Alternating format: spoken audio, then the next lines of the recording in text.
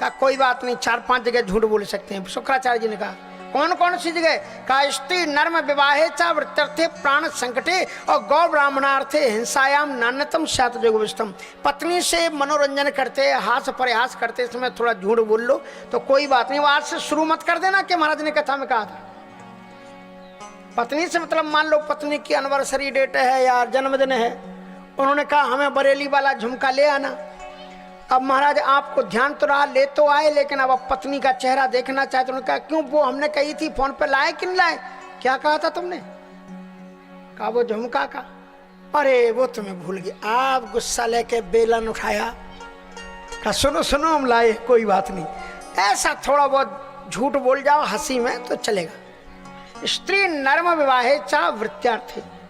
अगर तुम्हारे झूठ बोलने से किसी की आजीविका बच जाती हो तो झूठ बोल लो, कोई बात नहीं। अगर तुम्हारे झूठ बोलने से तुम्हारे प्राण बच रहे हो तो झूठ बोल लो, कोई बात नहीं। वृत्त्यर्थे प्राण संकटे और गौ ब्राह्मणार्थे।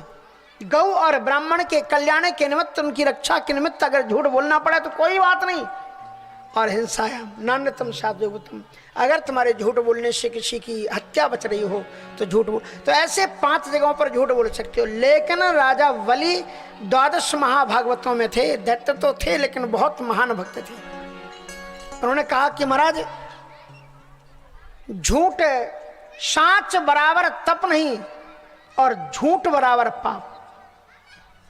सत्य के समान कोई तपस्या नहीं और झूठ से बढ़कर के कोई पाप नहीं है। एक दोहा कहें, हम पूरा नहीं बोलेंगे, आधा आप बोल लेना। क्या दोहा है? तुलसीदास जी ने लिखा है कि तुलसी तेई नर सुभग और बात कहे जे एक। बेही मनुष्य श्रेष्ठ हैं जो एक बात कहें और उस पर अड़ग रहे, और जिनकी बात अनेक है तिनके बाप। आप सब समझदार। इसलिए जो एक पिता की संतान होते हैं वो अपनी वाणी को कभी बदलते नहीं है।